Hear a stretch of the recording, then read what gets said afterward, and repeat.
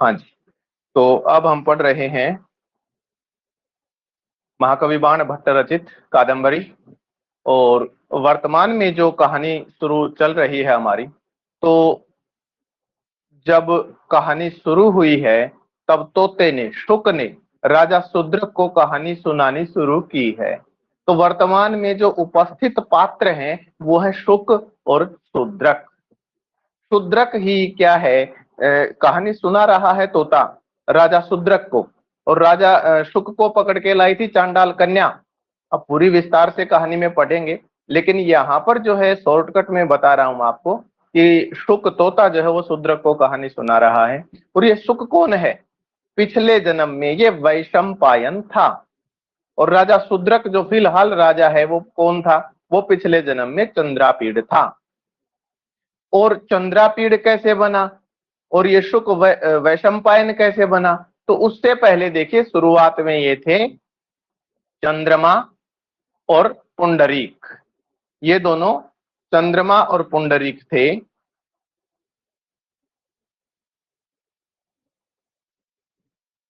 चंद्रमा और पुंडरीक की आपस में जो शापाशापी हुई, चंद्रमा ने पुंडरीक को शाप दे दिया और पुंडरीक ने चंद्रमा को शाप दे दिया। उससे क्या हुआ? चंद्रमा तो चंद्रापीड़ बन गया पुंडरीक के श्राप देने से, और पुंडरीक जो है ये वैशंपायन बन गया। तो एक बार उसके बाद आगे हम देख रहे हैं, कादंबरी रसज्ञा नाम आहारोपि न रोचते।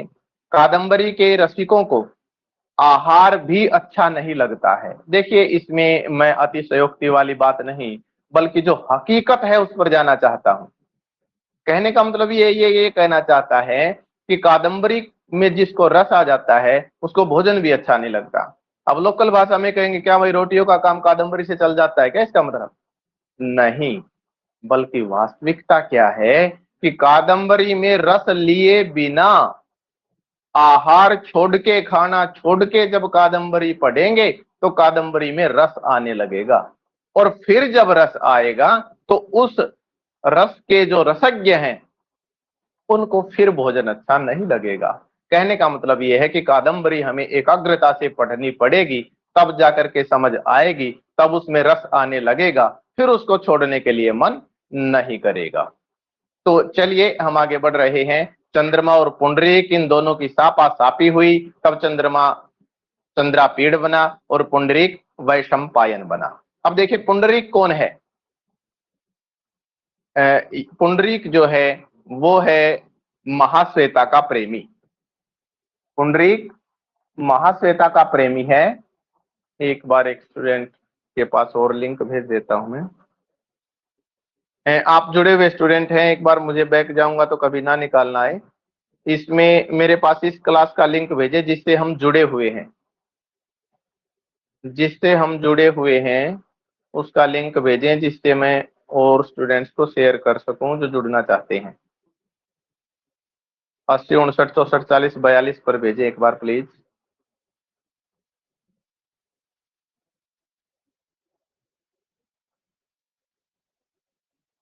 हाँ जी,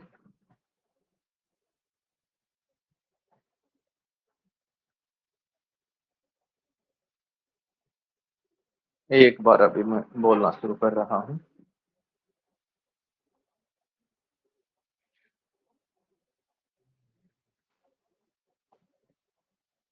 तो चलिए, इन दोनों की सापासापी। पुंडरीक कौन है? ये महाश्वेता के प्रेमी हैं। और महाश्वेता कौन है? ये कादंबरी की सहेली है। महाश्वेता जो है कादंबरी की सहेली है, और पुंडरीक जो है ये महाश्वेता का प्रेमी है। और चंद्रमा चंद्रापीड़, चंद्रमा बना चंद्रापीड़ और पुंडरीक बना वैशंपायन। तो देखिए, चंद्रमा को हमने देखा कि पुंडरीक कौन है, पुंडरीक को हमने देखा कि पुंडरीक कौन है, वैशंपायन बना। और चंद्रमा चंद्रापीड़ बना, तो चंद्रापीड़ कौन है? चंद्रापीड़ है उज्जैन के राजा का बेटा। उज्जैन का राजा कौन है? उज्जैन का राजा है तारापीड़। और रानी कौन है? विलासवती।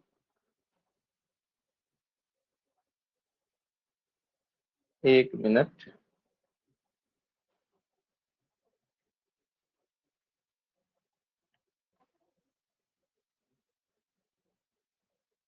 आप इस लिंक से कक्षा ज्वाइन करें अभी तुरंत।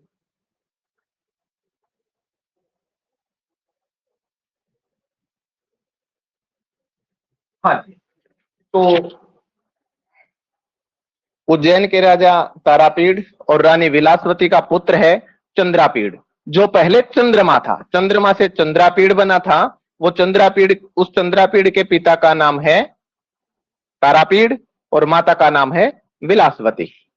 और पुंडरीक जो है वो बना है वैशंपायन। वैशंपायन, वैशंपायन से फिर वो शुक बना। वैशंपायन क्या है? वैशंपायन वो पुंडरीक ही है जो महाश्वेता का प्रेमी था। और यहां पर जब वैशंपायन बना है, तो वैशंपायन जब ये है तब महाश्वेता ने इसको श्राप दिया है। कहानी उलझी पुलझी है, जब इस कहानी को पढ़ेंगे तो बिल्कुल अच्छे से समझ में आएगी। तो महाश्वेता के श्राप से वैशंपायन अब शुक बन गया है। अब बात क्या थी, थोड़ी सी उलझी है, इसलिए मैं क्लियर कर ही देता हूं। चंद्रमा और पुंडरीक ने आपस में श्राप दिया, तो चंद्रमा तो चंद्रापीड़ बना और पुंडरीक वैशंपायन बना। अब क्या बात थी कि ये चंद्रापीड़ और वैशंपायन, यहाँ चंद्रापीड़ तो है राजा का बेटा और वैशंपायन है राजा तारापीड़ का जो मंत्री है सुकनास। सुकनास का बेटा है वैशंपायन। तो आपको बात अब क्लियर होनी चाहिए कि चंद्रापीड़ है राजा तारापीड़ का बेटा और वैशंपायन है राजा के मंत्री सुकनास का बेटा। और ये दोनों आपस में मित्र हैं और दोनों घूमने के लिए आए थे। पूरा विस्तार में नहीं जाऊंगा मैं, क्योंकि कहानी कहेंगे तब चलेंगे। तो दोनों ये मित्र हैं और घूमने के लिए आए थे। जब घूमने के लिए आए थे तो अक्षोद सरोवर पर जब ये आए, एक किन्नर युगल का पीछा करते हुए, किन्नर युगल तो इधर उधर भटक गया और ये अक्षोद सरोवर पर पहुंच गए। और यहां पर इनकी मुलाकात, यहां पर इनको मिली कादंबरी। कादंबरी फर्स्ट जो इनका इंटरेक्शन था, पहली जो मुलाकात थी, उसी में चंद्रापीड़ और कादंबरी का आपस में प्रेम हो गया। और यहां पर कादंबरी की रखवाली के लिए चंद्रापीड़ वैशंपायन को छोड़ के गया था। और वैशंपायन क्योंकि पिछले जन्म का पुंडरीक है और पुंडरीक की प्रेमिका थी ही महाश्वेता, तो पूर्व जन्म के संस्कार हैं। अब महाश्वेता को पता नहीं है, वैशंपायन महाश्वेता के प्रति आसक्त हुआ है। और महाश्वेता महाश्वेता के मन में तो पुंडरीक बैठा हुआ था जो मर चुका है। ठीक है, सच्चा प्रेमी, सच्ची प्रेमिका अपने प्रेमी प्रेमिका को नहीं छोड़ते हैं, चाहे चाहे वो जिंदा है या नहीं है। तो महाश्वेता के मन में तो, दिल में तो पुंडरीक बैठा हुआ है, उसे नहीं पता कि ये वैशंपायन बन चुका है। अब वैशंपायन का महाश्वेता के प्रति प्रेम प्रकट हुआ है, तो महाश्वेता क्रोधित हो गई, भी इसने मेरे प्रति ऐसा क्यों व्यवहार किया। तो महाश्वेता ने वैशंपायन को श्राप दे दिया और वो शुक बन गया। पुंडरीक, पुंडरीक से वैशंपायन, वैशंपायन से शुक। अब जब शुक बना है तो वैशंपायन को अपना मानव देह तो छोड़ना पड़ा ही है ना, अर्थात वैशंपायन मरा ही है ना। तो वैशंपायन मरा, तो वैशंपायन की मृत्यु जब, मृत्यु का समाचार जब चंद्रापीड़ को मिला, तो चंद्रापीड़ बहुत दुखी हुआ और उसने अपना प्राण त्याग कर दिया। उसने प्राण त्याग किया तो चंद्रापीड़ शूद्रक बन गया। इस तरह से ये कहानी है कुछ शॉर्टकट की। इसे आगे हम बढ़े तो देखें, अब हम आ रहे हैं डायरेक्ट पुस्तक के उस हिस्से में जहां से हमने करना है शुरू, शुकनासोपदेश। तो शुकनासोपदेश वैसे देखे तो, थोड़ा पानी पी लेता हूं।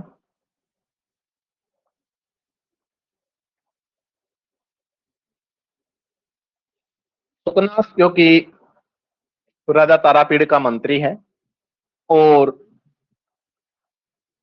चंद्रापीड़ तारापीड़ का बेटा है। तो देखो, राजाओं के पुत्र तो भाई, राजाओं की संतान तो राजा ही होती है, लेकिन फिर भी विनयशील जो राजा हैं, विनयशील जो राजकुमार हैं, वो अपने से बड़ों का सम्मान करते हैं।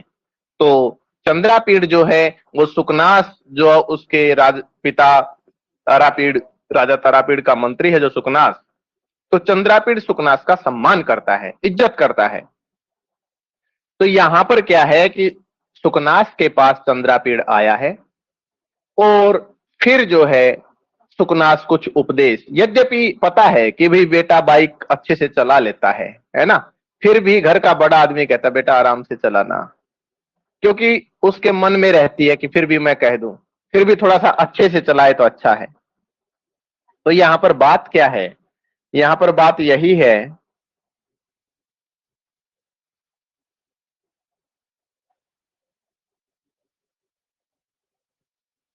हाँ। तो देखिए, हम शुरू कर रहे हैं सुकनासोपदेश को।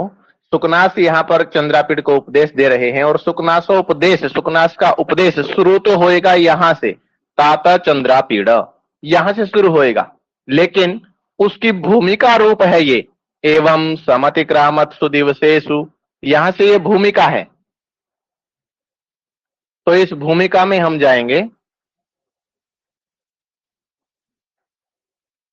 एवं समतिक्रामत्सु दिवसेषु, एवं इस तरह से, समतिक्रामत्सु व्यतीत होते हुए, दिवसेषु दिनों के, इस तरह से दिनों के बीतते हुए होने पर। देखिए, हमें हर एक चीज को बिल्कुल बारीकी से देखना है। समतिक्रामत्सु दिवसेषु, यहाँ पर सती सप्तमी है। समतिक्रामत्सु दिवसेषु, यहाँ पर सप्तमी है, दोनों में समतिक्रामत्सु दिवसेषु, दोनों में सप्तमी है। तो समतिक्रामत्सु दिवसेषु, दिनों के व्यतीत होते हुए होने पर, दिनों के व्यतीत होते हुए होने पर, राजा चंद्रापीडस्य यौवराज्याभिषेकम चिकीर्षुः प्रतिहारान उपकरण संभार संग्रहार्थम आदिदेश। आप पढ़ेंगे मेरे साथ, माइक अपना म्यूट रखें, एक एक अक्षर तोड़ तोड़ के पढ़ेंगे। एवं समतिक्रामत्सु दिवसेषु राजा चंद्रापीडस्य यौवराज्य अभिषेकम चिकीर्षुः प्रतिहारान उपकरण संभार संग्रहार्थम आदिदेश। आदिदेश, आदेश दिया। किसने आदेश दिया? राजा आदिदेश, राजा ने आदेश दिया। राजा आदिदेश, राजा ने आदेश दिया। राजा आदिदेश, राजा ने आदेश दिया। क्या आदेश दिया? किन को आदेश दिया? प्रतिहारान। राजा प्रतिहारान आदिदेश, राजा ने मंत्रियों को, जो उसके उस पर आश्रित थे, मंत्री कहो या फिर उसके नौकर कहो या फिर चौकीदार कहो या फिर अमात्य कहो या सेवक कहो, जो भी उसके आसपास उसके कार्य को संपन्न करने के लिए उपस्थित उसके भृत्य आदि थे, उनको राजा प्रतिहारान आदिदेश, राजा ने सेवकों को आदेश दिया। क्या आदेश? किस चीज का आदेश दिया?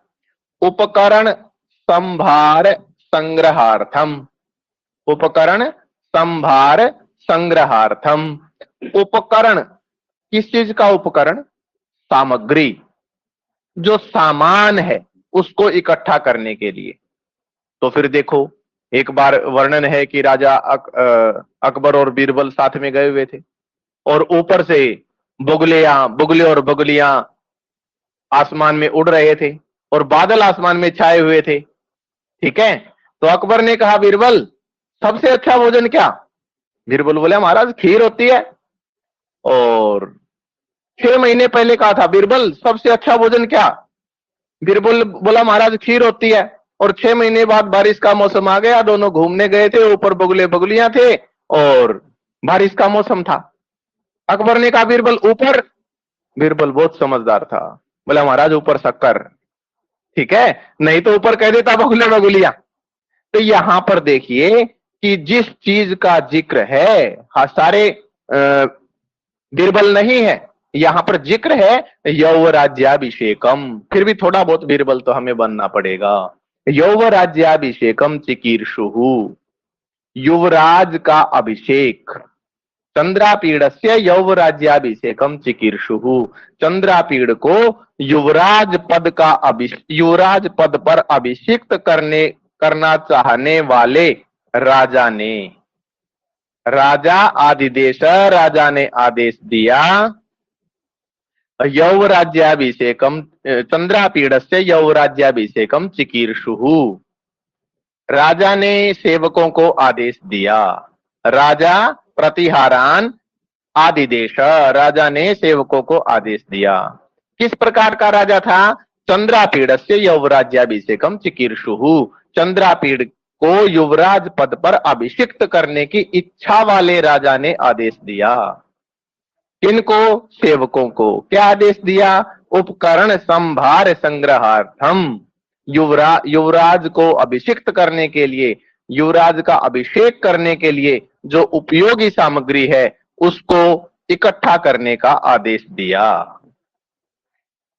दोबारा से इसको देखें तो राजा एवं समतिक्रामत सुदिवसेषु, इस तरह से दिनों के बीतते हुए होने पर राजा ने चंद्रापीडस्य यौवराज्याभिषेकम चिकीर्षुहु, चंद्रापीड़ को युवराज पद पर अभिषिक्त करने की इच्छा वाले ने, चंद्रापीड़ को युवराज पद पर अभिषिक्त करने की इच्छा से प्रतिहारान, सेवकों को उपकरण संभार संग्रहार्थम आदिदेश, उपकरण संभार संग्रहार्थम आदिदेश। सुनील जी इस लिंक से कक्षा ज्वाइन करें।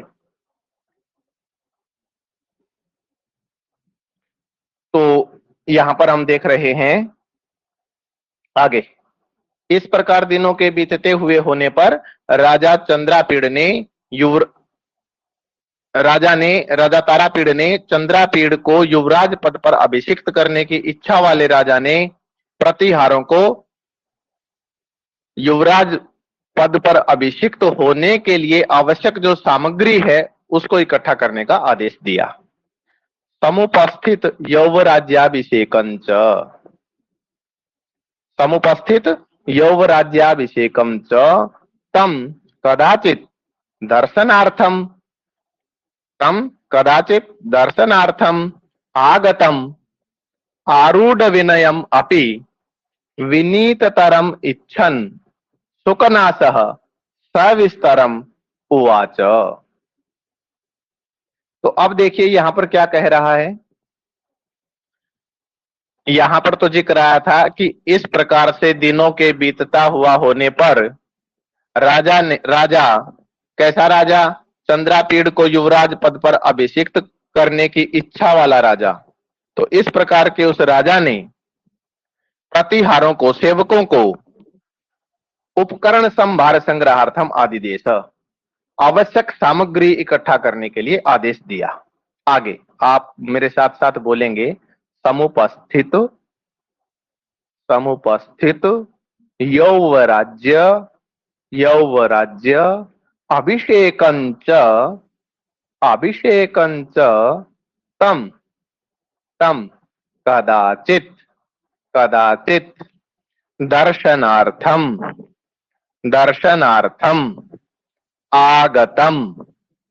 आगतम आरूढ़ विनयम अपि विनीततरम इच्छन शोकनासः सविस्तरम उवाच। देखिए, शुकनासः उवाच, शुकनास बोला, शुकनासः उवाच, शुकनास बोला, शुकनासः उवाच, शुकनास बोला। ये आईडी इस लिंक में लिखी हुई है सर, सुनील जी आईडी लिखी हुई है, इस लिंक को प्रेस करें और ज्वाइन करें, क्लास चल रही है। तो शुकनासः उवाच, शुकनास बोला, किसको बोला? तम उवाच, शुकनासः तम उवाच, शुकनासः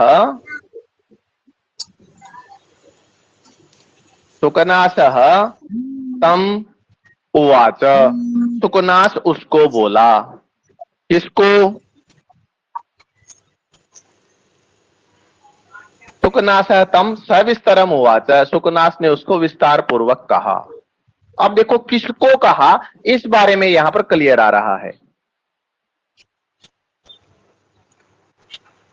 उसको कहा, उसको किसको? चंद्रापीड़ को कहा। अब कैसा है चंद्रापीड़?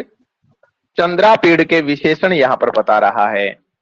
समुपस्थित यौवराज्याभिषेकम, जिसका, जैसे कोई शादी हो किसी की और शादी का दिन आसपास ही आ गया, मान लो है, हमारे यहाँ बांधने बैठते हैं, बांधने बैठ गया कोई 5-7 दिन में जिसकी शादी है, तो 5-7 दिन अर्थात कुछ समय में इसका युवराज पर इसका अभिषेक, इसको अभिषेक तो होना है, युवराज का अभिषेक इसका होना है, तो वो समय जिसका समीप आ गया, इस प्रकार के उस चंद्रापीड़ को, तो समुपस्थित यौवराज्याभिषेकम, युवराज पद पर जिसे अभिषिक्त होने का जिसका समय पास में आया हुआ है, इस प्रकार के उस चंद्रापीड़ को। और कैसा चंद्रापीड़?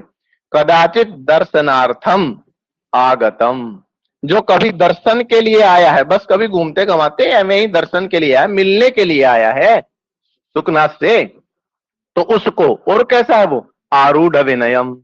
और कैसा है चंद्रापीड़? ये सारे के सारे चंद्रापीड़ के विशेषण हैं, हमें पता होना चाहिए कौन किसका विशेषण है पेपर की दृष्टि से।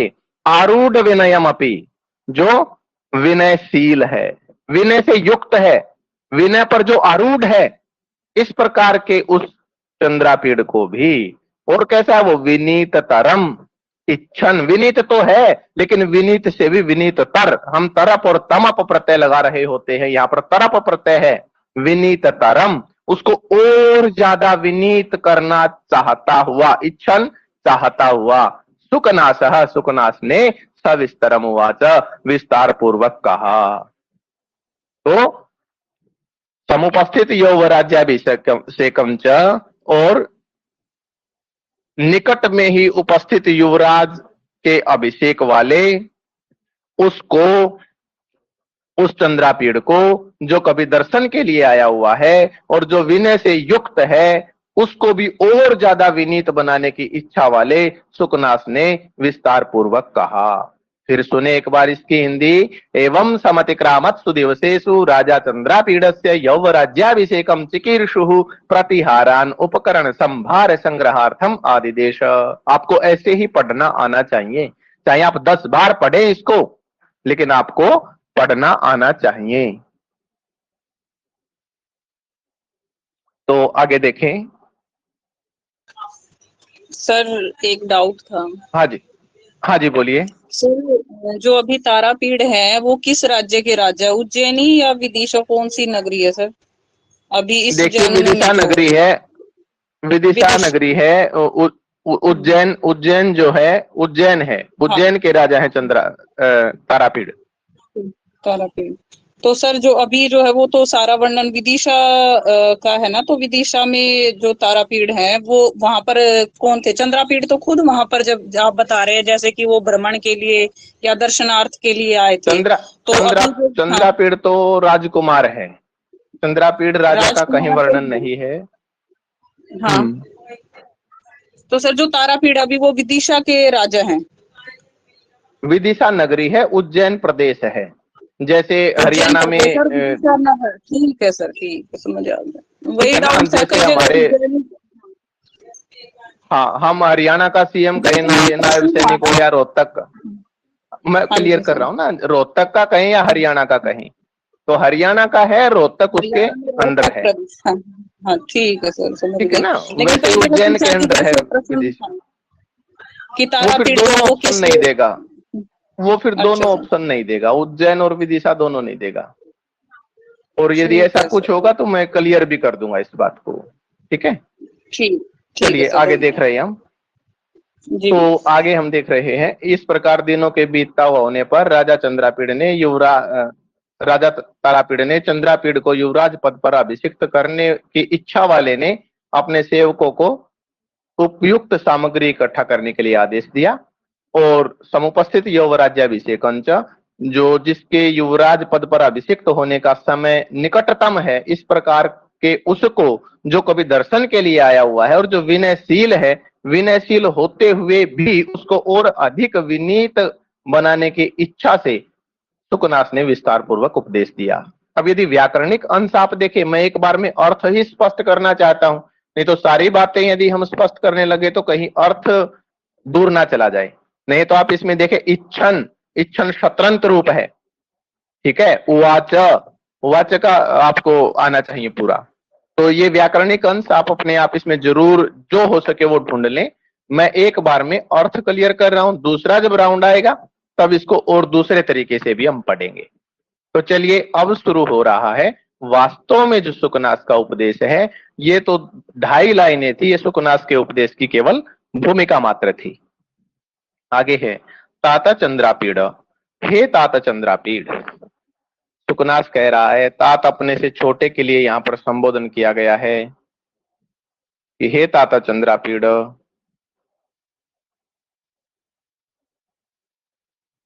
एक मिनट,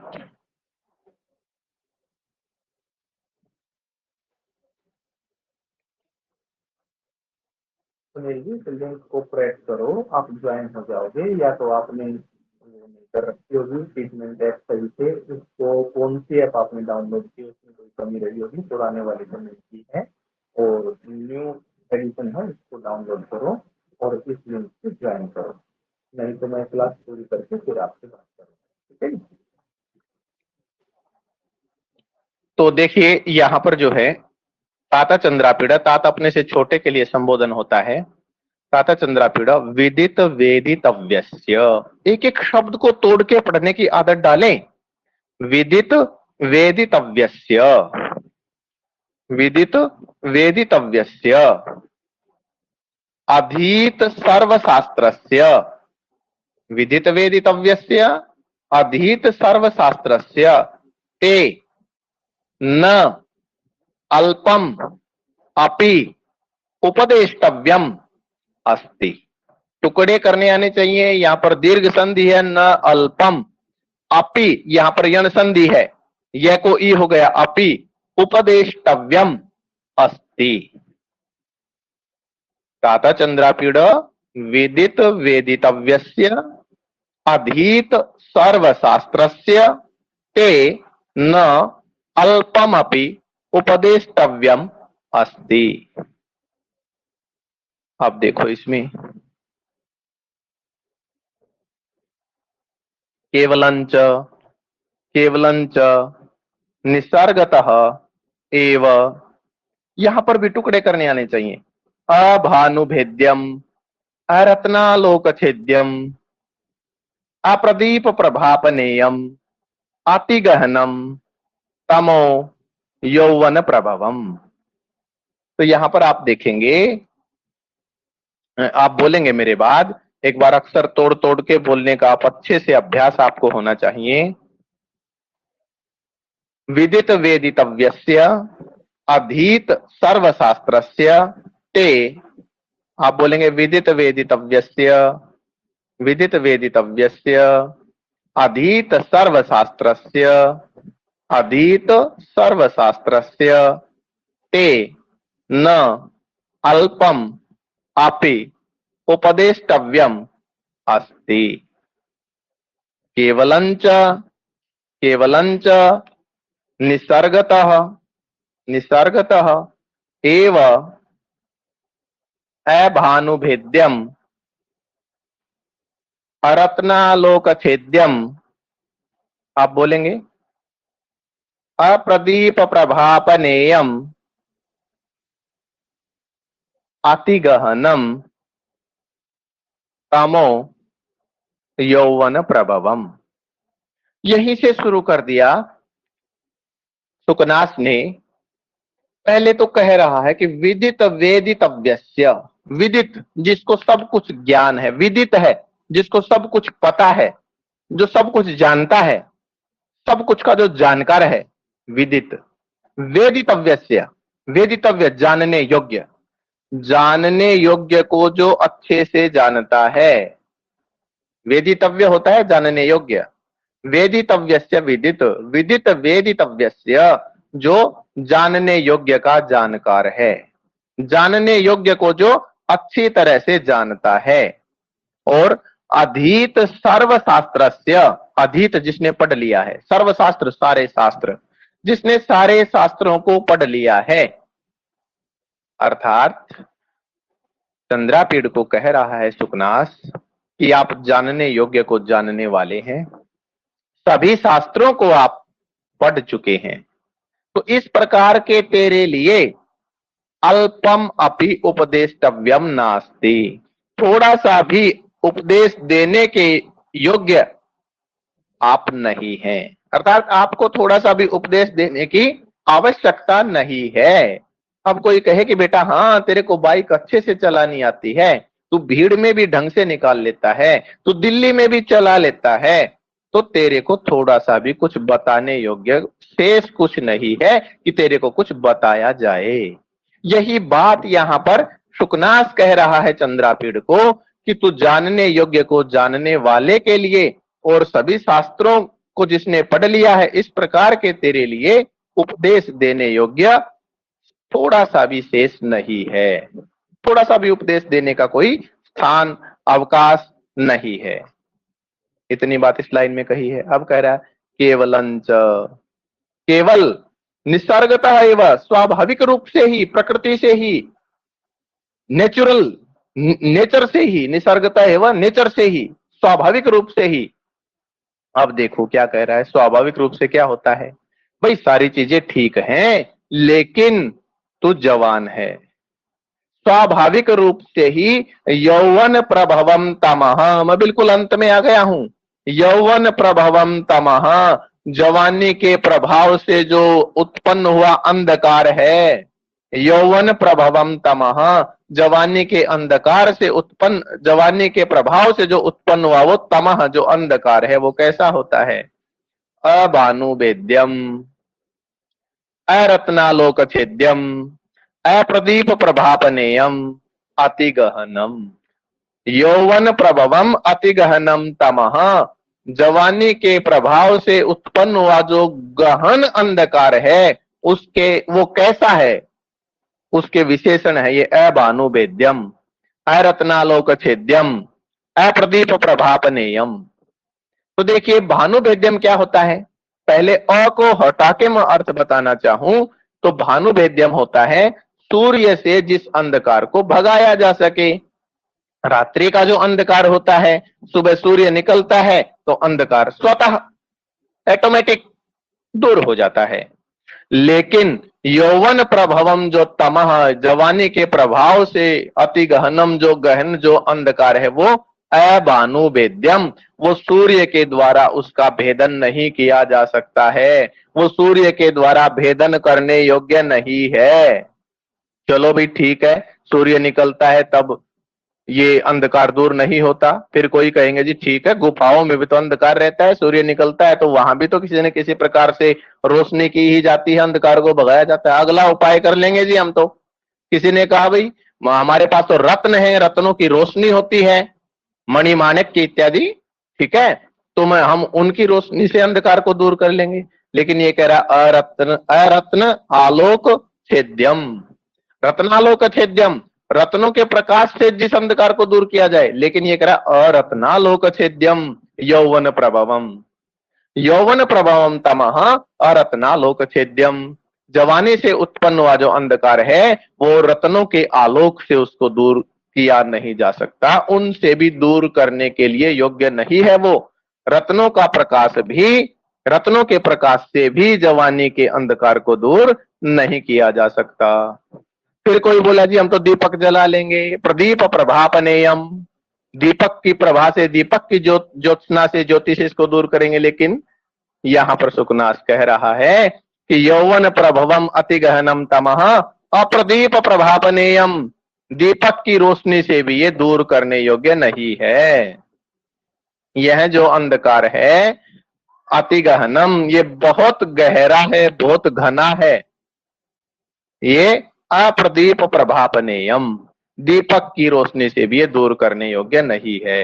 एक बार दोबारा इस पंक्ति को देख रहे हैं, यौवन प्रभवम अति गहनम तमः, अति गहनम यौवन प्रभवम तमः, यौवन प्रभवम अति गहनम तमः, जवानी के प्रभाव से पैदा हुआ जो अंधकार है बहुत गहन है। ये गहन अंधकार कैसा है? ये अभानुभेद्यम, निसर्गता एवं अभानुभेद्यम, स्वाभाविक रूप से ही सूर्य के द्वारा इस अंधकार को ये दूर होने योग्य नहीं है।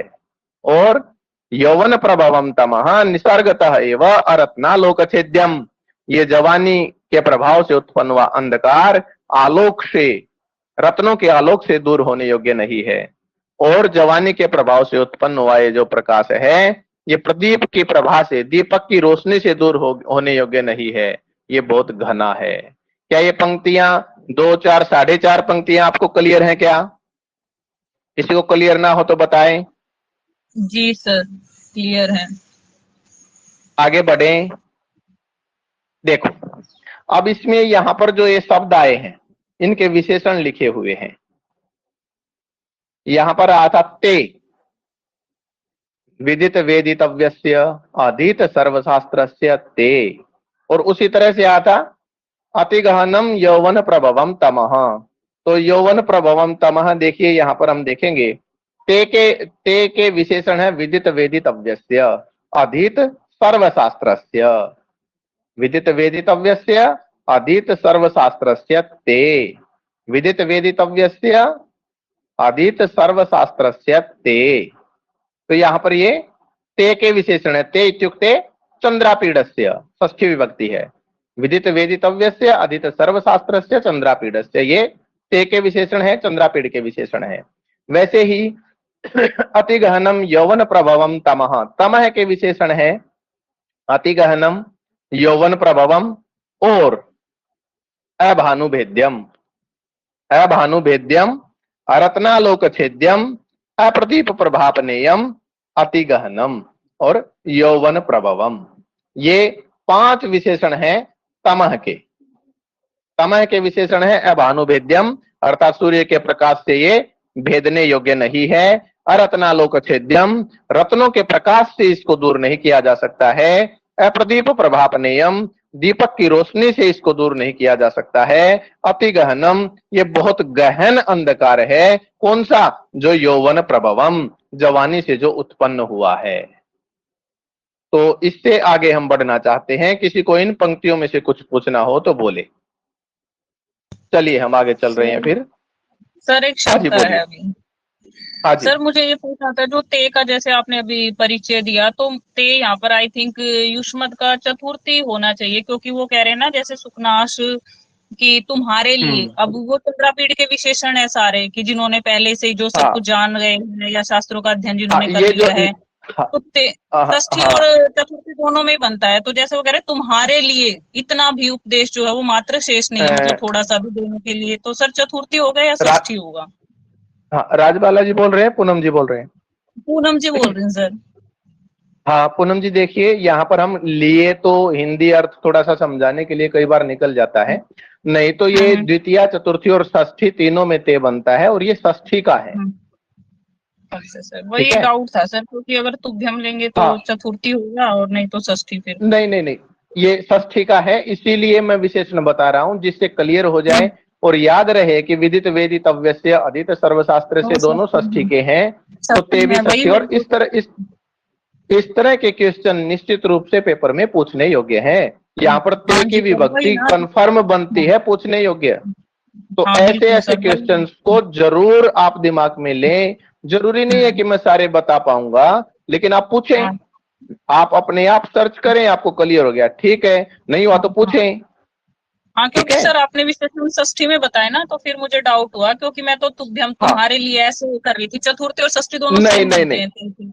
तो फिर अब षष्ठी में द्वितीय में विशेषण है तो फिर बनता है, षष्ठी का होगा। हाँ, द्वितीय में तो षष्ठी सर त्वा षष्ठी, बनता है। हाँ षष्ठी षष्ठी ते षष्ठी माना बनता है जाएगा। सर। सर चतुर्थी और द्वितीय में षष्ठी तो में बनता है, द्वितीय में माँ और त्वा बनता है, अस्मद का त्वा माँ बनता है। और हाँ हाँ, युष्मद का त्वा। त्वा बनता है, हाँ सर वही ना, चतुर्थी और षष्ठी में ते बनता है। ठीक है सर, धन्यवाद। जी जी। चलिए आगे हम बढ़ रहे हैं। आगे कह रहा है लक्ष्मी मदह।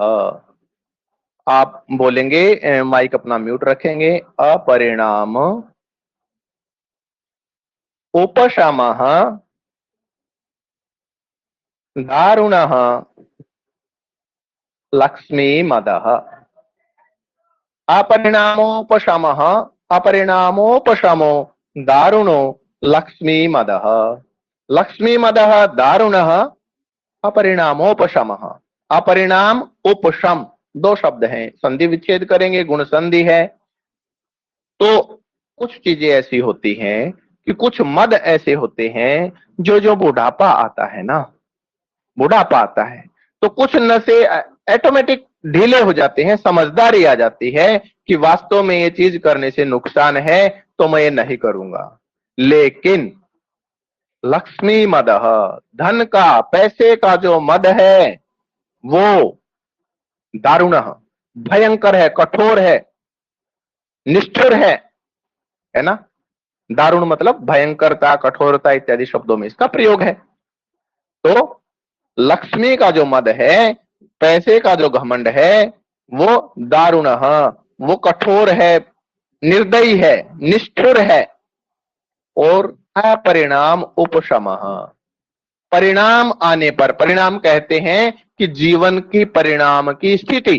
देखो बच्चे पेपर देते हैं, पूरे साल बच्चे पढ़ते हैं, और उसके बाद, साल के बाद फरवरी मार्च में जाकर के पेपर होते हैं। ठीक है, तो वो परिणाम का समय आ गया। पूरे साल जो पढ़ाई की है ना, वो परिणाम का समय है। वैसे ही इंसान, हम जीवन जीते हैं, जीवन जीते हैं, जीते जीते जब ब्रह्मचर्य, गृहस्थ और वानप्रस्थ पूरा होता है, जब सन्यास की स्थिति आती है, जब वृद्धावस्था की स्थिति आती है, तो उसको बोलते हैं परिणाम। अर्थात जीवन के परिणाम की अवस्था में हम पहुंच गए हैं। ठीक है, तो परिणाम उपशम, परिणाम की अवस्था में बहुत सारे मद जो है उनकी वो शांत हो जाते हैं। लेकिन लक्ष्मी मदः अपरिणामोपशमः, लक्ष्मी का जो मद है वो परिणाम की अवस्था में भी शांत होने वाला नहीं है। लक्ष्मी मदः दारुणः, लक्ष्मी का मद दारुण है, निष्ठुर है, कठोर है, भयंकर है। और अपरिणाम उपशमः, परिणाम की अवस्था में भी, बुढ़ापे में भी शांत होने वाला नहीं है। तो यहां पर आप देखेंगे कि लक्ष्मी मद के दो विशेषण हैं, दारुणः और अपरिणामोपशमः। अर्थ है लक्ष्मी का जो मद है वो निष्ठुर है, कठोर है, भयंकर है, दारुण है। ठीक है, और अपरिणामोपशमः, बुढ़ापे में भी ये शांत होने वाला नहीं है, शांति से बैठने देने वाला नहीं है। आगे हम बढ़ रहे हैं। कष्टम, आप बोलेंगे कष्टम अनंजन वर्ती साध्यम अपरम ऐश्वर्य तिमिरांधत्वम। तिमिरांधत्वम,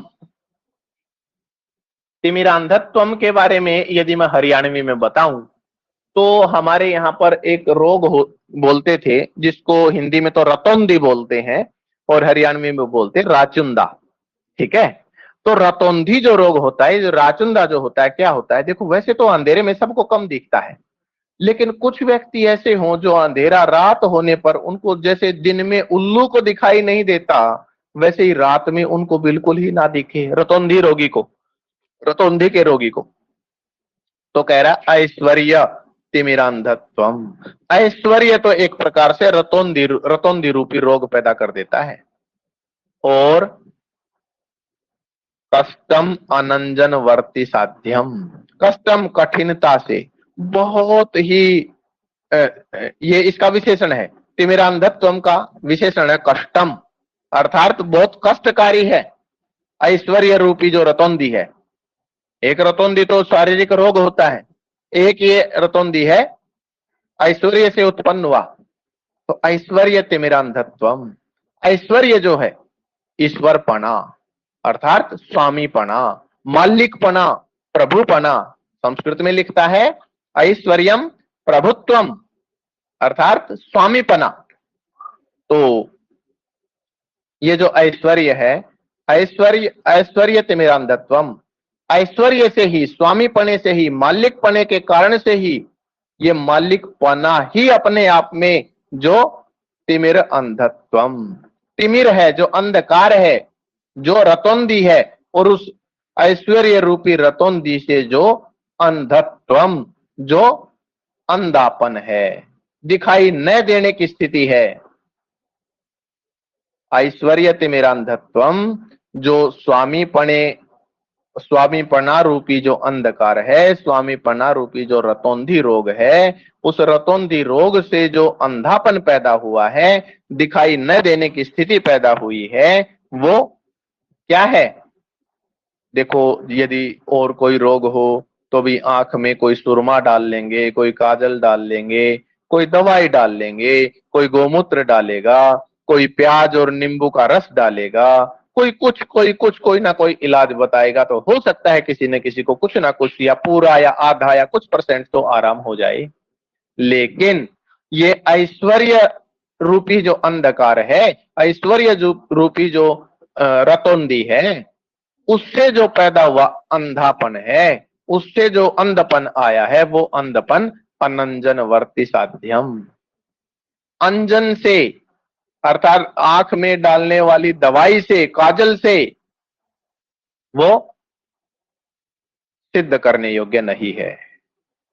आंख में डालने वाली दवाई से उसका इलाज नहीं होता है। इसीलिए कष्टम, दुख से परिपूर्ण है, कष्टकारी है, दुख देने वाला है। और अपरम कष्टम, कष्टकारी है, और दूसरा प्रसिद्ध अंधपन है। ये एक प्रकार से दूसरा प्रसिद्ध रतौंधी ही है, एक प्रकार से ये रतौंधी से भी कहीं ना कहीं बढ़ के है। तो कष्टम अनंजनवर्ती साध्यम अपरम ऐश्वर्य तिमिरांधत्वम, ऐश्वर्य तिमिरांधत्वम के विशेषण है ये कष्टम अनंजनवर्ती साध्यम अपरम। ठीक है, तो ऐश्वर्य ही है जो अंधकार रूपी रोग, उससे जो पैदा हुआ है अंधापन। ये अंधापन जो है आंखों में डालने वाली दवाई या सूरमे से ठीक होने वाला नहीं है, इसलिए ये दुखदाई है। और ये दूसरा रतौंधी है एक प्रकार से। तो इससे आगे बढ़ रहे हैं हम। आप बोलेंगे अशिशिर उपचार हार्य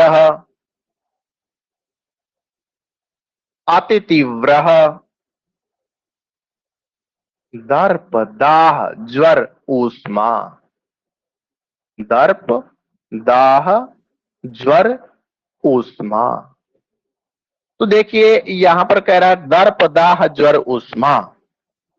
ये जो दर्प है, अर्थात जो घमंड है, जो अभिमान है, ये दर्प ही, ये घमंड ही दाह ज्वर है।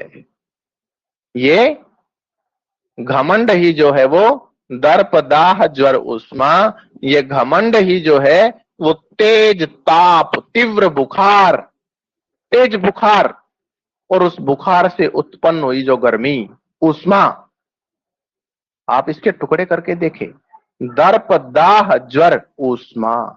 दर्प घमंड ही है जो तेज बुखार, और उस तेज बुखार की जो गर्मी, तेज बुखार की जो तपन, वो क्या है? देखिए, और तरह का बुखार हो तो दूर हो जाएगा। भाई हम माथे पर ठंडा पानी डालेंगे, ताजा पानी डालेंगे, कुछ उपचार करेंगे, है ना, मिट्टी की पट्टी रखेंगे या ठंडे पानी की पट्टी रखेंगे सिर पर, माथे पर, पेट पर, पैरों पर, तो वो बुखार की गर्मी कहीं ना कहीं, ज्वर की गर्मी कहीं ना कहीं कम होएगी। लेकिन ये घमंड अभिमान रूपी जो तेज बुखार है, उसकी जो गर्मी है, ये अशिशिर उपचार हार्य। जो ठंडे उपचार हैं, भाई पेट पर पट्टी रखना, या चंदन का लेप करना, या मिट्टी की पट्टी रखना, या और तरह की जो इलाज है, चाहे अंग्रेजी इलाज आजकल मान लो भाई ग्लूकोज चढ़वाना, या टिक्का लगवाना, या ठंडा कुछ उपचार और जो डॉक्टर करते हो करना, लेकिन उन उपचारों से ये दूर होने योग्य नहीं है। ऐसी सिर उपचार हार्य, जो ठंडे उपचार हैं उनसे इसको दूर नहीं किया जा सकता, उनसे दूर होने योग्य नहीं है। इसीलिए कैसा है, अति तीव्र, बहुत भयंकर है, बहुत तीक्ष्ण है, बहुत नुकीला है, बहुत कष्टकारी है। तो देखिए, दर्प दाह ज्वर उष्मा ऐसे सिर उपचार हार्य अति तीव्र, जो घमंड रूपी तेज बुखार है उससे उत्पन्न जो गर्मी है, ये जो गर्मी ठंडे शीतल उपचारों से दूर होने योग्य नहीं है, इसलिए अत्यधिक भयंकर है। आगे बढ़ें। हाँ, आगे है सतत, आप बोलेंगे सततम अमूल मंत्र गम्य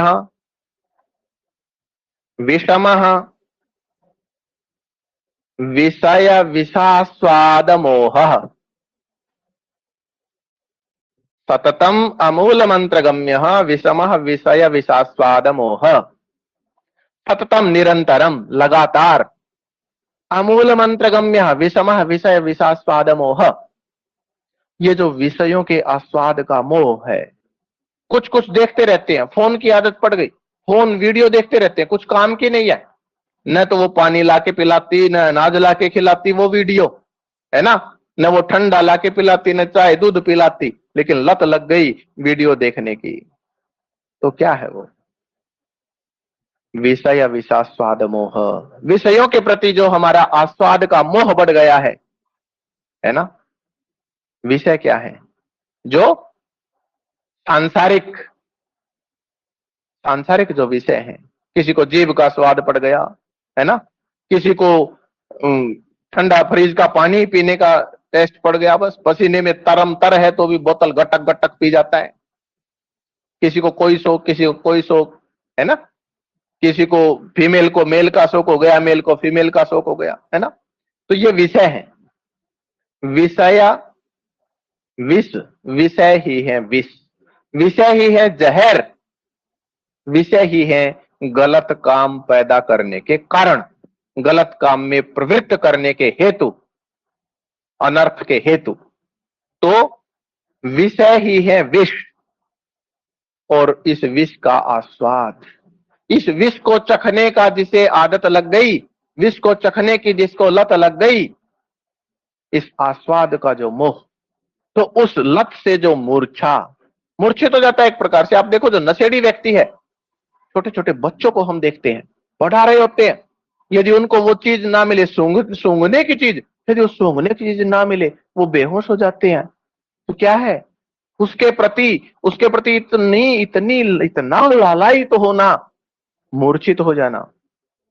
तो विषय विषास्वाद मोह, जो सांसारिक चंदन आदि, वनिता आदि जो सांसारिक पदार्थ हैं, वो ही है जहर, और उन जहरों का जो, उन जहर को जिसने चख लिया, जहर का जिसको आस्वाद पड़ गया, जहर का जिसने उपभोग कर लिया, उस उपभोग से उत्पन्न जो मूर्छा है, वो मोह, वो सततम, लगातार, वो अमूल मंत्र गम्य। देखो और जो जहर है ना, मान लो सांप ने काट लिया, बिच्छू ने काट लिया, भाई हमारे वेदों में वर्णन है कि इस मंत्र से उसका उपचार है, ठीक है, या इस आजकल के हिसाब से माने तो भी इस जड़ी बूटी से उसका उपचार है। भाई राजीव दीक्षित के अनुसार माने तो ठीक है भाई, इस दवाई से, इस होम्योपैथी से, या किसी देसी वैद्य से जाने तो इस तरीके से जहर निकल जाता है भाई, ठीक है। लेकिन ये विषय विषा स्वाद मोह, ये विषयों के विष, विषयों का जो विष है, इसको उपभोग करने का जो मूर्छा है, इससे हुई जो मूर्छा है ना, वो अमूल मंत्र गम्य, वो मंत्रों से, औषधियों से, मूल जो औषधि है, मंत्र, वेद के मंत्र, उनसे ठीक होने वाली नहीं है। न तो किसी औषधि से ठीक होने वाला है ये, और न ही मंत्र से ठीक होने वाला है। इसलिए कैसा है? इसीलिए ये विषम, इसलिए ये विषम है, विपरीत है, प्रतिकूल है, तीक्ष्ण है, भयंकर है, गलत है। ठीक है, तो ये विषम है, विपरीत है, कठोर है, कठिन है। सततम अमूल मंत्र गम्य विषम विषय विषास्वाद मोह। आगे है नित्यम, अस्नान शोचबद्य रागमलावलेप। रागमलावलेप, राग किसे कहते हैं? विषयों के प्रति अभिलाषा होना। विषय क्या है?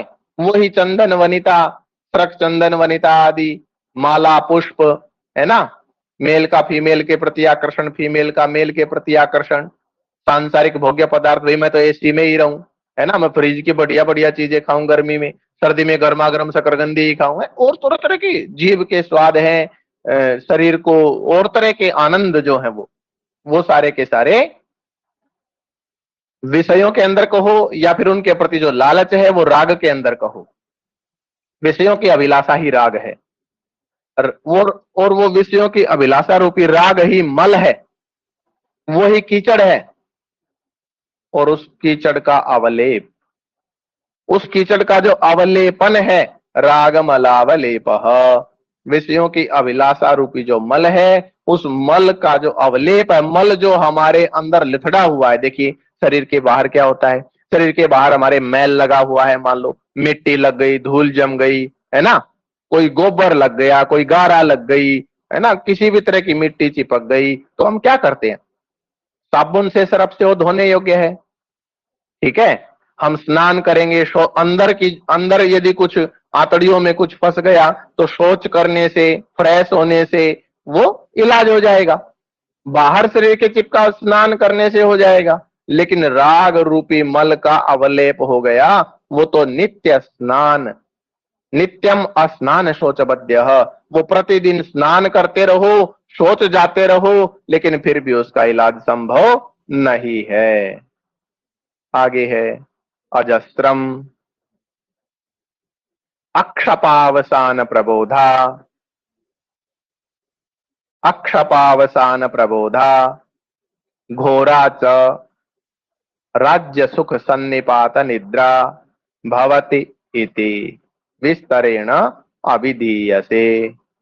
अजस्त्रम अक्षपावसान प्रबोधा घोरा च राज्य सुख सन्निपात निद्रा भवति इति।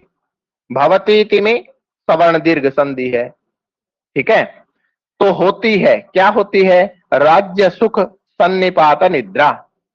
राज्य का जो सुख है वो ही है सन्निपात, वो ही है सन्निपात रूपी निद्रा। वात, पित्त और कफ के असामंजस्य से जो उत्पन्न हुई तंद्रा है, निद्रा है, वो राज्य सुख सन्निपात निद्रा।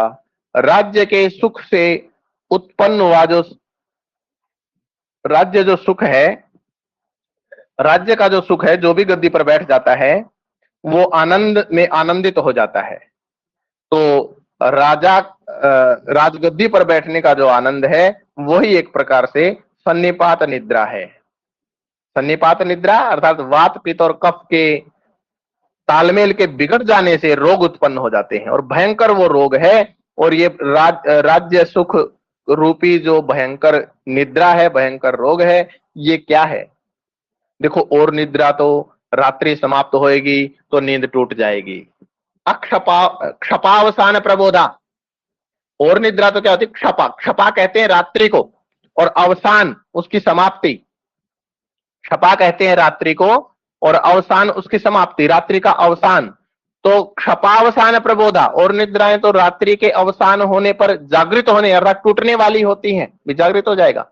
लेकिन ये जो राज्य सुख सन्निपात निद्रा है, ये अक्षपावसान प्रबोधा, अर्थात रात्रि के अवसान पर, रात्रि की समाप्ति पर भी टूटने वाली नहीं है। इसलिए कैसी है? अजस्रम, ये निरंतर निरंतर रहने वाली है, और घोरा और भयंकर है। ये राज्य सुख सन्निपात जो निद्रा है, ये रात्रि के समाप्त होने पर भी टूटने वाली नहीं है और भयंकर है। विस्तरेण अभिधीयसे, विस्तार से यहां पर कहा जा रहा है। अब आगे बता रहा है, गर्भेश्वरत्वम, आप बोलेंगे गर्भेश्वरत्वम, अभिनव यौवनत्वम, अभिनव यौवनत्वम, गर्भेश्वरत्वम, अभिनव यौवनत्वम, और त्वम मैं वहां उस पेज पर रह गया है, उसका अ आएगा, अप्रतिम रूपत्वम, अप्रतिम रूपत्वम, अमानुष शक्तित्वं चेति महति इयम खलु अनर्थ परंपरा सर्वा। पंक्ति में से, पंक्ति को हमने बार बार पढ़ना है, कम से कम 5 बार पढ़ना है, क्योंकि पंक्ति में से भी खालिस्तान छोड़ के प्रश्न हो रहे होते हैं। तो महति इयम खलु सर्वा अनर्थ परंपरा, ये सारे की सारी, सर्वा सारे की सारी, खलु निश्चित रूप से, इयम इयम सर्वा यह सारे की सारी, खलु निश्चित रूप से, महती बहुत बड़ी, बहुत ज्यादा, बहुत गहरी, अनर्थ परंपरा, अनर्थ की परंपरा है। क्या क्या है ये अनर्थ की परंपरा? किसको कह रहा है अनर्थ परंपरा? ये देखते हम, ये कह रहा है गर्भेश्वरत्वम। अब भाई राजा का बेटा है ना, वो तो गर्भ में ही जो बच्चा आया है, बेटा क्या बेटी, गर्भ में आया, गर्भ में आते ही वो तो पता भाई राजा बनेगा, है ना। राजीव गांधी का बेटा भाई गर्भ में आया, राजा बनेगा। तो गर्भेश्वरत्वम, गर्भ में ही राजा पने वाली जो बात है ये, और अभिनव यौवनत्वम, नई नई जवानी। दूसरी बात, नंबर 1 गर्भेश्वरत्वम, गर्भ में ही स्वामीपना निश्चित हो जाना, जन्मजात ही जो स्वामी है, जन्मजात क्या, गर्भ में ही जो स्वामी बन चुका है, मालिक बन चुका है। और अभिनव यौवनत्वम, नई नई जिसमें जवानी आई है, ये दूसरी बात। और अब तीसरी बात, अप्रतिम रूपत्वम, कोई मान लो जन्म से ही, गर्भ से ही राजा है, और नई नई जवानी भी उसमें आई है, और अप्रतिम रूपत्वम, वो बहुत ज्यादा सुंदर भी है। और अमानुष शक्तित्वम, देखो राजा के अंदर जो शक्तियां होती है ना, वो मानवीय शक्तियों से कहीं ना कहीं ज्यादा होती है। राजा में ईश्वर का अंश होता है, तो इसलिए ईश्वरीय शक्तियों से युक्त होता है राजा, तो इसलिए कहा अमानुष शक्तित्वम। तो ये 4 चीजें हैं, चारों चीजें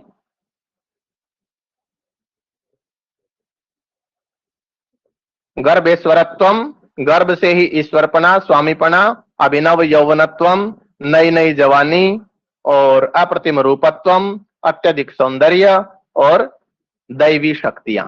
ये 4 चीजें हैं। ये चारों की चारों, सारे की सारी, खलु सर्वा अनर्थ परंपरा, ये सारे की सारी अनर्थ परंपरा है। श्लोक यदि शुरू में हम पढ़ें तो यौवनम धन संपत्ति प्रभुत्वम अविवेकिता एकैकमप्यनर्थाय किमु यत्र चतुष्टयम्।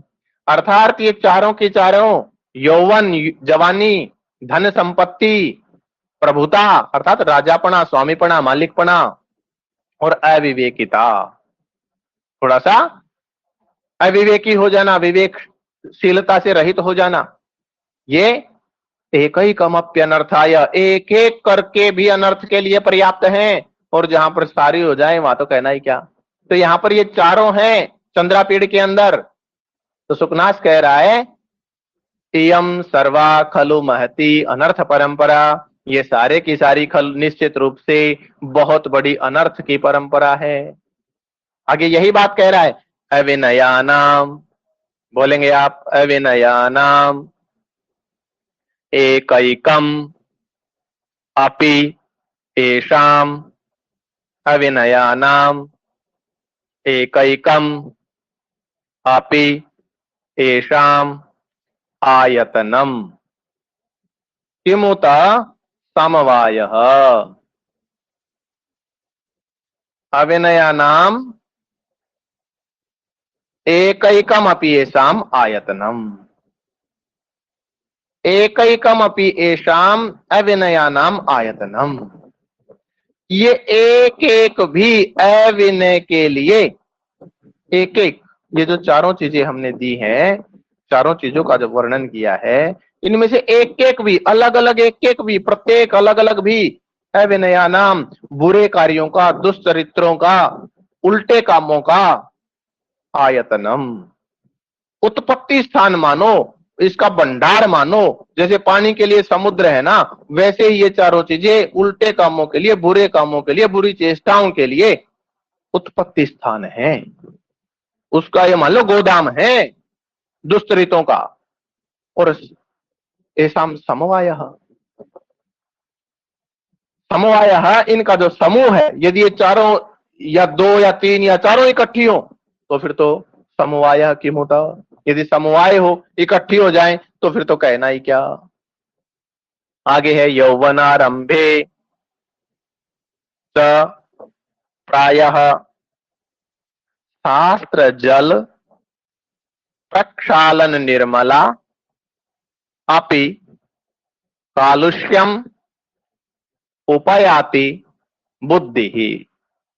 यौवनारंभे च प्रायः शास्त्र जल प्रक्षालन निर्मलापि कालुष्यम उपयाति बुद्धि।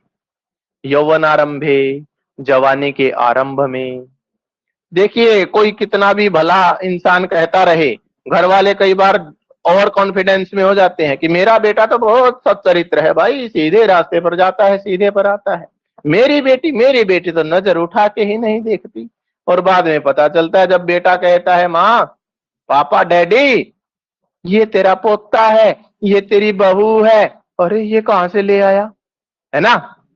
बेटी बाद में बताती है कि पापा जी, डैडी, ये आपका जमाई है।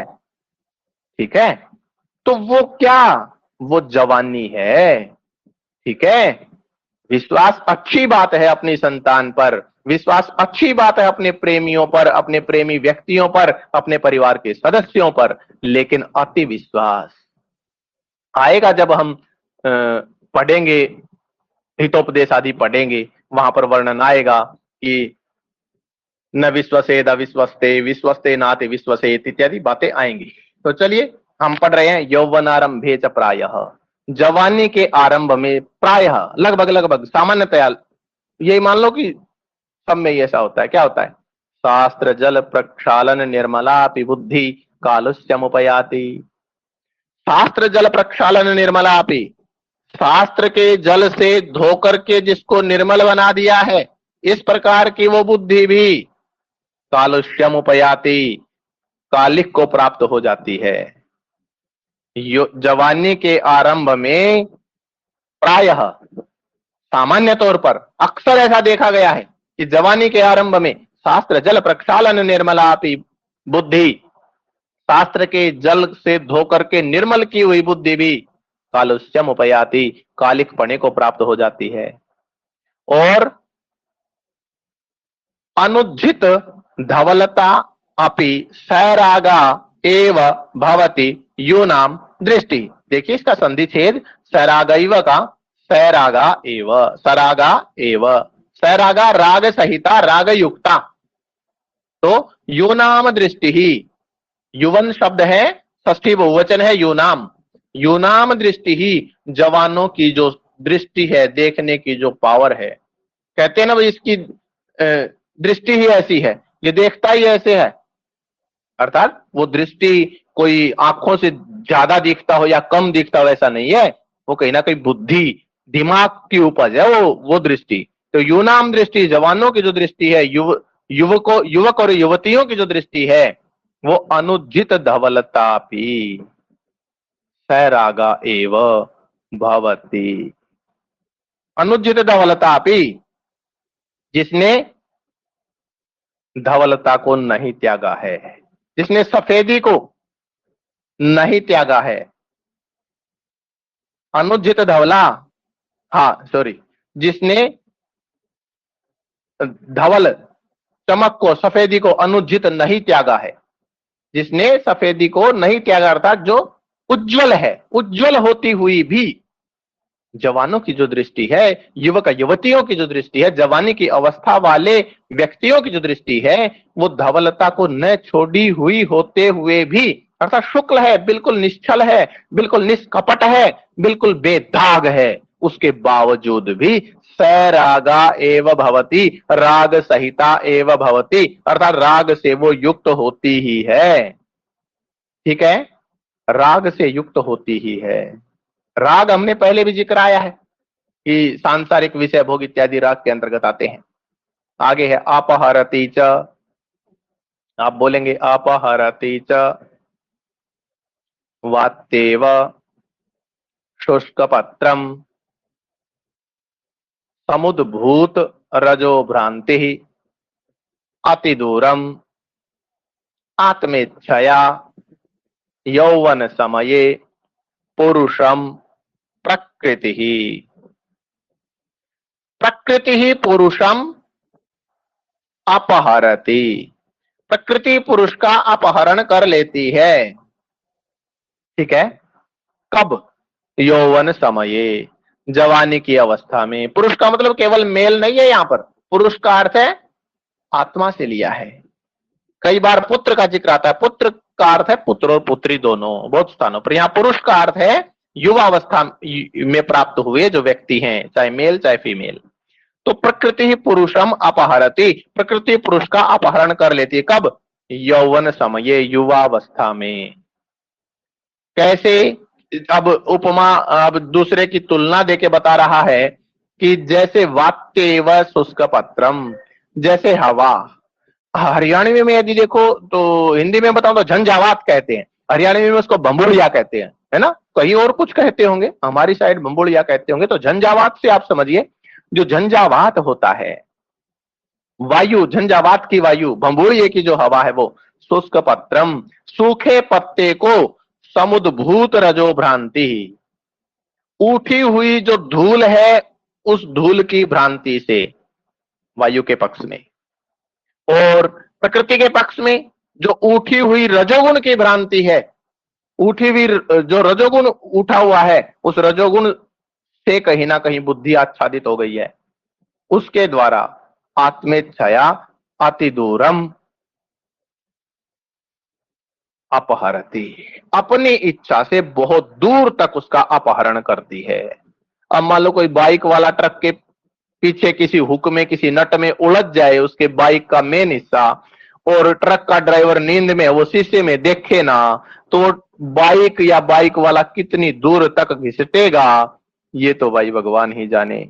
या उसका हुक टूटे या उसमें से निकले तभी कुछ बात बने, है ना। तो ऐसे ही ये जो प्रकृति है, वो पुरुष को जवानी के समय में ऐसे ही उसका दूर तक अपनी इच्छानुसार, कहां जहां तक ले जानी चाहे वहां तक अपनी इच्छानुसार अपहरण कर लेती है। जैसे वायु, जैसे झंझावात की वायु, बंबुड़िए की वायु सूखे पत्ते को अपहरण करके दूर तक ले जाती है।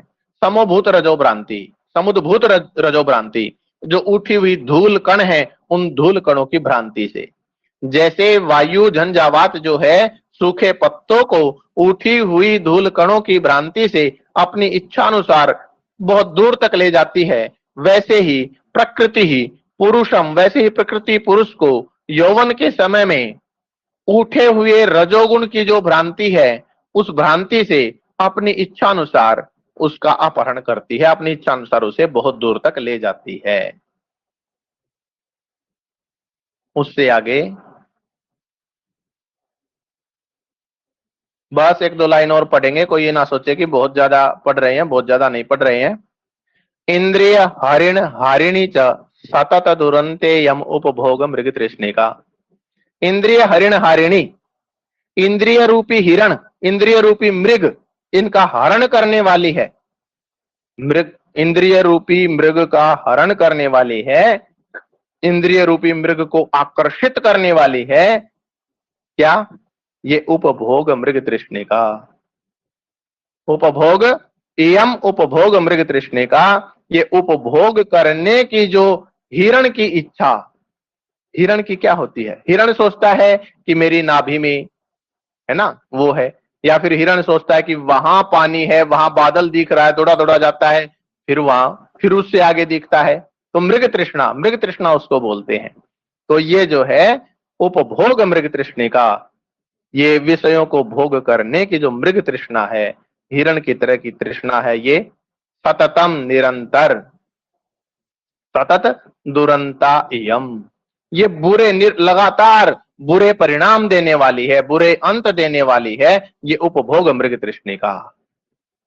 तो यहां तक हमने पढ़ा। यहां तक किसी को संदेह हो तो बोले। इससे आगे कादंबरी को कादंबरी की अगली कक्षा में पढ़ेंगे। जिसको जो भी शंका है, जो भी क्वेश्चन है, करे। सर शंका तो नहीं है, पर आपसे एक छोटा सा अनुरोध है कि जैसे आज आपने जी। जो भी पंक्तियां जितनी भी हमने पढ़ी है, तो उनका थोड़ा सा व्याकरणात्मक जो टिप्पणी है वो साथ साथ, जैसे अलंकार वगैरह, जैसे यहाँ पे विरोधाभास है, हाँ। कहीं रूपक है, कहीं उपमा उत्प्रेक्षा है, और थोड़ा जैसे वाक्यों में जो है क्या संधि हुई है, थोड़ा सा जो जो मतलब लग रहा है थोड़ा इम्पोर्टेंट है, उसको साथ साथ बताते चले, नहीं तो फिर दोबारा सब हाँ। चीजें छूट जाती है ना, फिर वो छूट ही जाती है। जो और उसमें जो थोड़ा सा स्पष्ट हाँ, दिख हिंदी रहा अर्थ है भी, उसको बताते चले। हाँ हाँ, जैसे कि शास्त्र जलम, तो शास्त्र रूपी जल की रूपक अलंकार होगा बच्चों, या इस तरीके से लक्ष्मी मद, लक्ष्मी रूपी मद, तो रूपक हाँ, अलंकार, कहाँ वो उत्प्रेक्षा बन रहा है, सारी कहाँ उपमा, चीजें वो बल्कि थोड़ा मैंने अलग से पूनम जी लिख रखी थी, लेकिन सा। मैंने जानबूझ के नहीं बोला, कभी ऐसा ना सर हो लिखे एकदम हुए से से तो ज्यादा। ज्यादा ऐसा तो पुस्तक में लिखी हुई है नहीं सर, वो ज्यादा नहीं होगा एक्चुअली, क्या है नहीं ना, नहीं अभी नहीं। हम हिंदी अर्थ पढ़ रहे हैं ना, तो हिंदी अर्थ भी हम हाँ उसी प्रकार से करेंगे, जैसे कि लक्ष्मी रूपी मद, तो हमें पता चलेगा रूपक हाँ हाँ अलंकार है ना, तो वो वहां पे वो हाँ ठीक याद भी रहेगा और हिंदी अर्थ भी याद रहेगा, वो साथ साथ सर हो जाएगा, नहीं तो बाद में तो फिर हाँ, छूट ही जाता है, तो ये वो हमारी मैं साथ बेस्ट साथ बात है कि बताऊंगा आप। अब, क्योंकि मैंने अलग हाँ। से वो सारी चीज मेंशन कर रखी हैं बताने के लिए ही। हम्म। लेकिन आज हम्म। मैंने इसलिए नहीं बताया कि भी शुरुआत में कभी ये लगे कि भारी हो हाँ गई सर। चीजें, सारी चीजें एक हाँ साथ नहीं बताई सर, जा ऐसा रही हैं, कुछ तो नहीं है, स्टूडेंट बहुत का चलो जब। कादम्बरी और ये सुखनास उपदेश बहुत बार बच्चे पढ़ चुके हैं, और हिंदी अर्थ तो वो यूट्यूब वगैरह से पढ़ लेंगे, तो थोड़ा सा मेरे यही है अनुरोध आपसे कि थोड़ा व्याकरणात्मक टिप्पणी, क्योंकि हाँ हाँ। सीधा तो कोई पूछेगा नहीं, सबको पता है, सुखनास ही बोल रहा है, हम्म। चंद्रापीठ सुन रहा है, तो ऐसा तो पूछेगा नहीं किसने क्या पंक्तियां गई, तो वो अलंकार वगैरह या संधि या समास इस बिल्कुल तरह से ही बिल्कुल। इसमें तो कुछ नहीं संधि पूछेगा समास सर। छंद, या फिर जैसे छंद तो आपने खैर नहीं, बोला, संधि। हाँ नहीं छंद नहीं सर, अलंकार और ये हाँ समास हाँ। वगैरह मैं कह रही हूँ, ये चीजें पूछे, छंद वगैरह तो है जी जैसे। जी जी। तो सर हाँ, हाँ तो हाँ मैं ये कह रही थी कि जैसे कि पंक्ति आप कह रहे हो कि अधूरी पंक्ति होगी उसको पूरा करना है, तो वो भी ठीक है, वो जी। अच्छा है, उस वो भी आता है उस तरह से। तो सर व्याकरणात्मक हाँ टिप्पणी जी। आई थिंक ज्यादा आएंगी, और वो जो पंक्तियां आप कह रहे हैं तो उस तरह से सर थोड़ा सा हाँ हाँ करा दे तो वो ज्यादा बेस्ट रहेगा। बस बिल्कुल यही है बिल्कुल, सर, और तो ऐसा बाकी होएगा। समझ आ रहा है सब कुछ, ऐसा कुछ नहीं। ठीक है सर, जी धन्यवाद। ठीक है जी। मैं 15 मिनट बाद फिर इसी लिंक से कक्षा शुरू करेंगे हम। तो फिर आप जुड़े, उसकी करेंगे सर किस संख्या, विषय की होगी संख्यावाची क्लास? शब्द। संख्यावाची शब्द, संख्यावाची शब्द ठीक। होगा, उसके अलंकार, अलंकार रहते हैं। अलंकार की हाँ थी सर। पहली क्लास, ये कादंबरी की शुरू हो गई। तो हम्म। संख्यावाची शब्द या अलंकार, दो में से एक कक्षा शुरू होगी। ठीक है सर, धन्यवाद। तो ये कक्षा यही पूरी होती है। सभी को नमस्कार। नमस्कार।